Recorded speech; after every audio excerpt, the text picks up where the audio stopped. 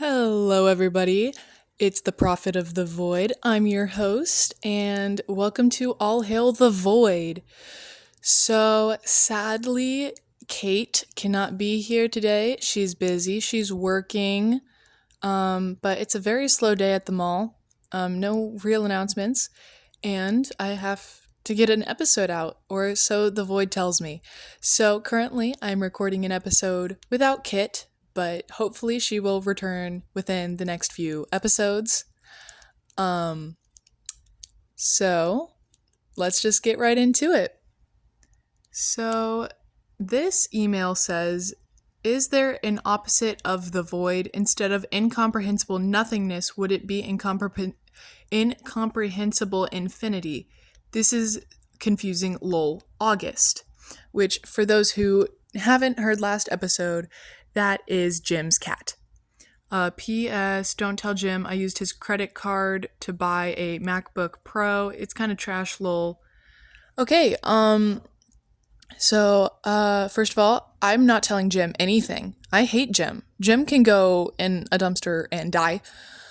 I'm still not 100% sure you aren't the taxidermied cat that's moldy and Jim throws alcohol on. Yeah, wait, no, how did your little taxidermied paws type this? I'm so confused. Is this Jim in secret? Are you secretly Jim? Are you just like, is he just using his like taxidermied cat to like throw at a keyboard?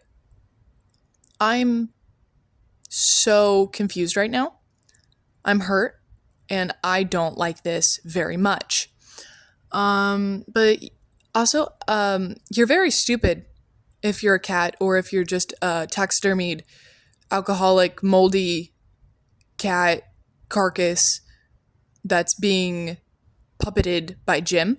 The void is incomprehensible infinity and incomprehensible nothingness at the same time. You idiot. You imbecile. You need to get a better education.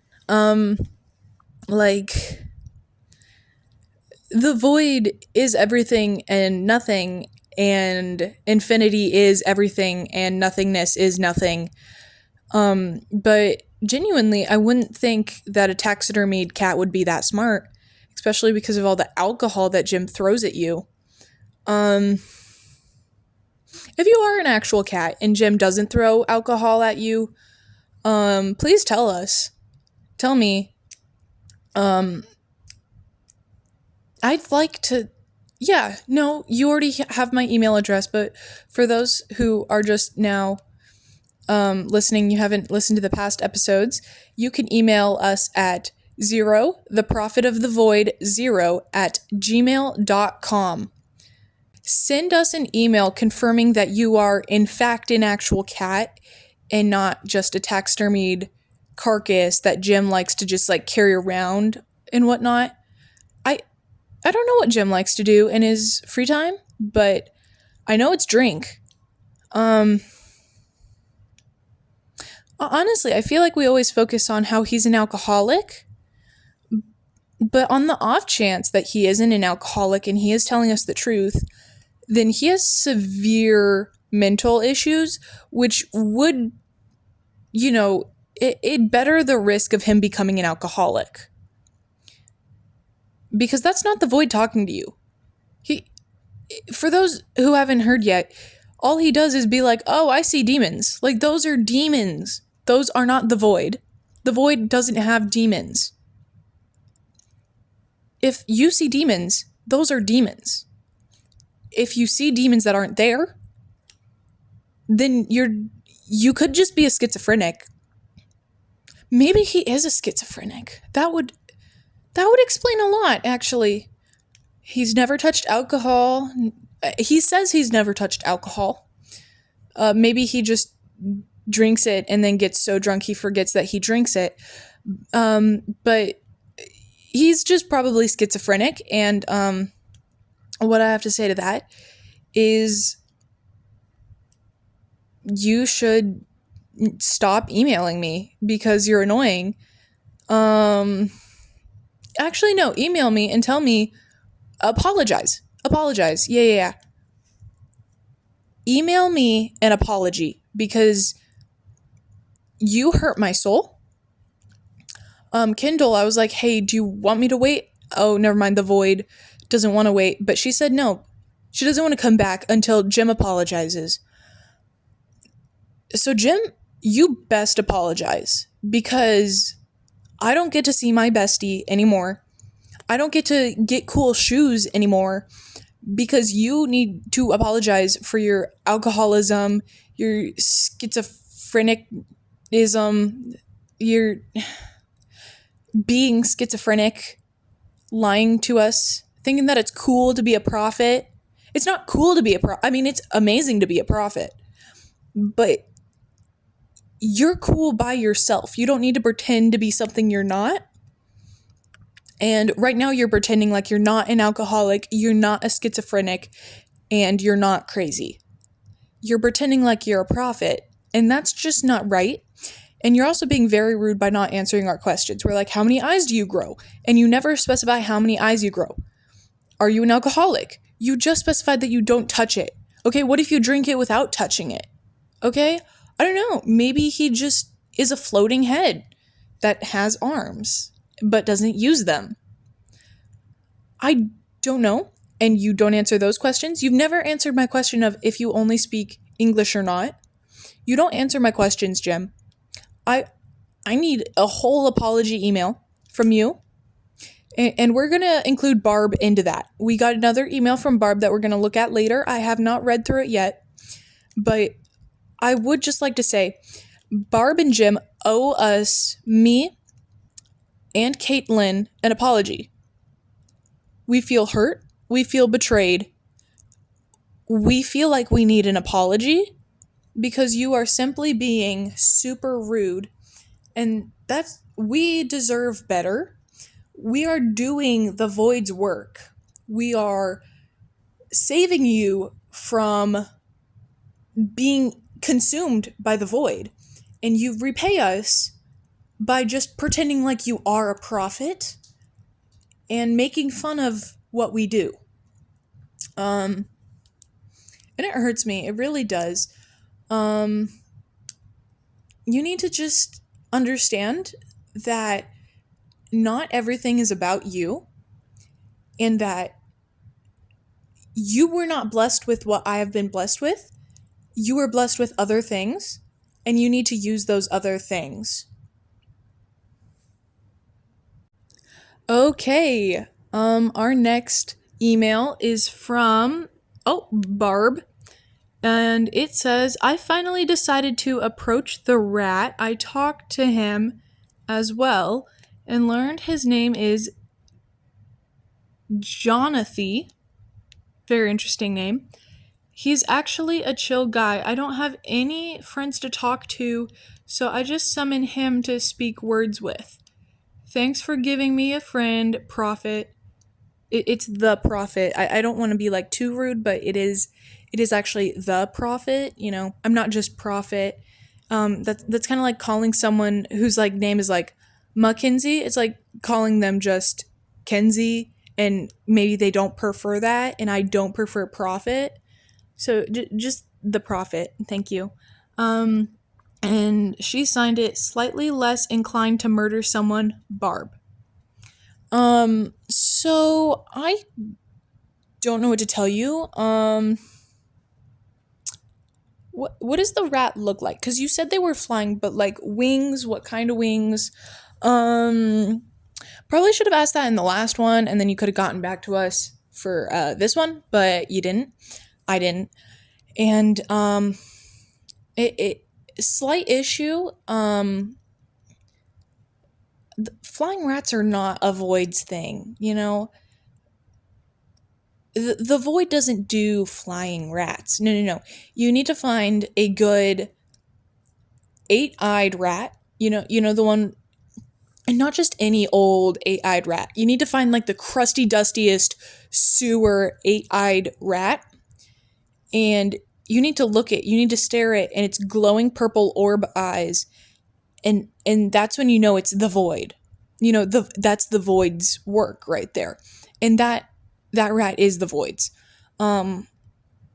But the void doesn't have any flying rats. No, it only has crusty, dusty sewer rats. And so, I think the demons are tricking you into thinking that it's the void's work, and you're like, oh, this is the void's work because it's a rat, because the void is known for its rats, but it's known for its crusty sewer rats. And so the issue is, you're over here thinking, oh, this is the void's work, it's a good thing, when in actuality it is a demon, and you should burn it. I would start with the tail, because it's kind of like a firework. You know how you like light up the tail of a firework, and then or like a bomb. I don't really, a TNT, an explosive. Okay, you know how you light up the like tail of an explosive, and then it kind of like slowly burns until it gets to like the big part of it. The actual explosive itself, and then it goes kaboom. That's what the rat should do. So yeah, just like set its tail on fire, man. No, no flying rat is the void's work. So just remember that. Be careful, and if you see any more flying rats, arson. You can sacrifice them to the void, or you can find new friends in crusty, dusty, eight-eyed sewer rats. But thank you for being slightly less inclined to murder me. Even though you can't, because I'm immortal. And if you come for me, I know the void will let me murder you. Just because the void didn't let me murder you last time doesn't mean it won't let me again. Thank you, Barb. Okay, our next question says, just wanted to know how Kaylee is doing. I like Kyle a lot. Signed, Satisfied Listener. Well, she's doing great. I'm so sorry. I feel like I should have saved this email until an episode where she is here. I don't want to like have to speak for her. I'm used to just speaking for the void. But yeah, she's doing really good. Her shoe store is getting really good business. That's why she is doing a later shift now. Just because they close at, she works the entire time that the store is open because she does own it. She's like the manager. But she also does work cashier and other stuff whenever. And so she works from 10 to usually it's open until 8 on weekends and 6 on weekdays. And so currently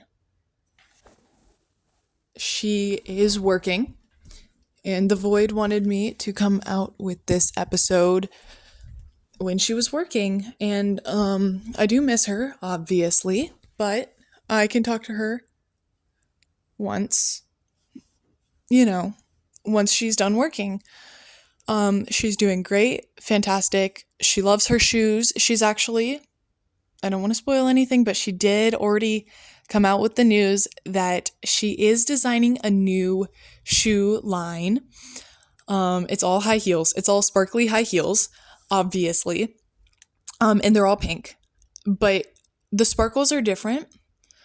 Yeah, you got sequins, rhinestones, just like plain sparkles, different like strapless and boot high heels, different shades of pink, different materials like cotton, plutonium, nitrogen, cotton, lead, polyester, and leather, all these different kinds. And she's so excited, but that is taking up a lot of time. But if you would like to do like a follow-up email of any like specifics about her high heels or whatever, email us anytime, and we'll answer that the next time she's on this podcast. I'll tell her. I mean, she listens to this podcast anyway, but I'll tell her what you said. And also, thank you for listening and being satisfied while doing so. I know a lot of people aren't. I'm sure Jim is a little bit mad that we've been accusing him of being a schizophrenic alcoholic this entire time. Um, yeah, I just say what the void tells me to say, and currently I feel like he's an alcoholic and a schizophrenic. So, yeah. Okay, this next email says, so I know the void sends you visions and stuff, but does it talk? What does it sound like? And if it doesn't, what do you think it would sound like? Just curious. So, um, the void, it doesn't really talk. If it needs to talk, it kind of just like embeds the words into my brain. Um, Visions or like embedded words. If I had to do like a voice, I think it'd sound a whole lot like uh burn down the mall. Burn down the mall. Or maybe like a burn down the mall. Burn down the mall. Um that's what I heard right before I burnt down the mall, but that's more like the words that were embedded into my head sounded like that, but not the void sounding like that. It was just the words sounding like that. Um yeah, no, the void doesn't really talk. I mean it can and it also can't.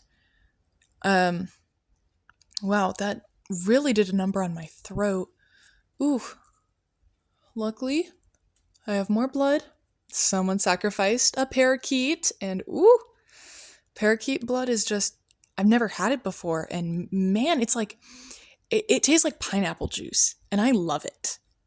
Um Dude, going off on a bit of a tangent, but last time I was drinking blood, nobody told me, and then I like went out past 10 to go eat some worm-y noodles, and I literally had like a blood mustache, and I was like, "Are you kidding me? Like it looks like I just chugged an entire thing of Kool-Aid." And the worker, which was really just a zombie, but I didn't like fully realize it because I just wanted noodles. So I was like, hey, can I order some noodles? And he was like, "Rah." And honestly, that's what the normal cashier there sounds like, or like the normal like waiter there sounds like. So I was just like, okay, whatever. But nobody told me that it full on looks like I just like had a red mustache. I'm not ginger. It just looked like that. And I was like, are you kidding me? Nobody told me. And I felt stupid because I didn't drink. I was literally like walking around the mall for like 3 hours. So a whole bunch of zombies just saw me and they probably thought I was stupid. Ugh, I'm sorry. I'm just so mad about that. But anyway, thanks for whoever sacrificed parakeet blood. And thank you for whoever asked that question. Okay, our next question says, I ran over my grandma while backing out of my driveway. What do I do? Can I bring her back to life? Profit, help. Okay, there are so many ways you can go about this. Number one, you can put her in your car and make it look like she just got in a car wreck. Like put a brick on the gas pedal and just like throw your car into like the middle of the street. Put the brick on the gas pedal, put her in the driver's seat, and make it just look like she got hit by the car. Like the car crash killed her. She is dead, right? I ran over my grandma backing out of my driveway. What do I do? Oh, can I bring her back to life? Okay, so she is dead. The void can bring her back to life. Does the void want to? I don't know. Will the void? I don't know. I don't have your grandma's name. I can probably, I mean, I could ask the void right now, but dude, I'm enjoying my parakeet blood, so I'm not gonna. Um, you can like chuck her off a mountain. Um, you can arson. Like, okay, what you should do is just like cremate her and then like put her ashes into a coffin. Like not the part that you would lay in, but like turn her put her ashes in the wood of a coffin. So then and then like put the stain on the wood too, so then it just like the wood is ingrained there. I don't know where I'm going with this. I don't know. And then you can like bury the coffin, and then they're going to say like, "Why'd you bury an empty coffin?" And you can be like, "Oh, my grandma's ashes are in like the wood of the coffin." And they're going to think you're so psychotic that they're not going to think that you killed her. Um or you can literally just kill the entire world and then nobody will know that your grandma died. You can't bring her back to life. Yeah, I mean, you could sacrifice to the void and make it happier. Uh, Dude, sacrifice some parakeet blood. I- I'd love you if you did that. You didn't sign this, so I don't know your name. But thank you for even considering it. You know how good parakeet blood is? I, I just can't get over it. You know what? Um, I've had parrot blood before and it tasted bad. It was like tomato juice. And parakeet blood is nice and like sweet like a pineapple. And I think that's what you should do to your grandma. Pour a bunch of parakeet blood on her. Sacrifice her to the void.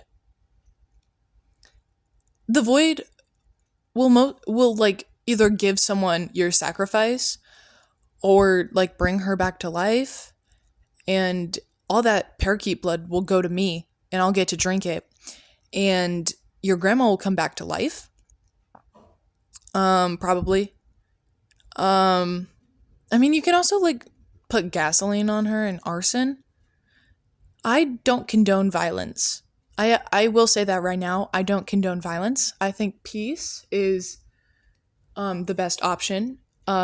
Use peace whenever you can. Be less aggressive as possible. Don't hurt anybody. Don't threaten to hurt anybody.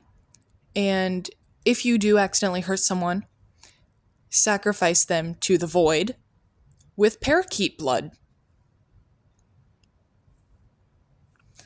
I I feel like that's a good answer right there. I hope that suffices. Um, I don't really know what it feels like to have a grandma, so I can't really say, oh, I'm sorry for your loss. Did you like her? Do people like their grandmas? I know what a grandma is. I know what parents are. I know what siblings are. I know what a family is. I just don't have one. I would consider the void my family, but the void wouldn't consider me family. The void would consider me a messenger. I'm basically just like a little post office. Like I have to carry the messages, but nobody cares about the post office. They're just more interested in like the message that the post office brings, and other people are more interested in how the post office gets their stuff to where it needs to go than the actual post office itself. But the post office loves parakeet blood, as most do. You have to fuel post offices, otherwise the buildings will be like, hey, I'm mad at you, I'm going to collapse. And so post offices don't have family or friends. Post offices are post offices. And They love parakeet blood. They don't have a family, but they do have taste buds. And that's really all I can say. I I don't got anything else for you. Um, my deepest condolences for your mother's mom's mother's mother. My deepest, my darkest, my greatest sympathies go out to you on this dark slash happy occasion. Did you mean to run over your grandma? Um, I ran over my grandma while backing out of my driveway. I mean, if you want to bring her back to life, you probably like her enough to bring her back to life, right?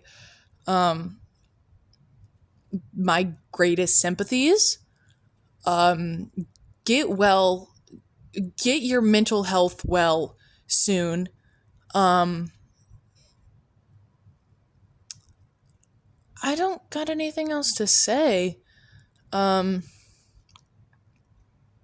it might be a bad time to say this, but our mall has a great coffin store. Just saying, I found some really cute coffins in there. I'm saying this as someone who actually collects coffins.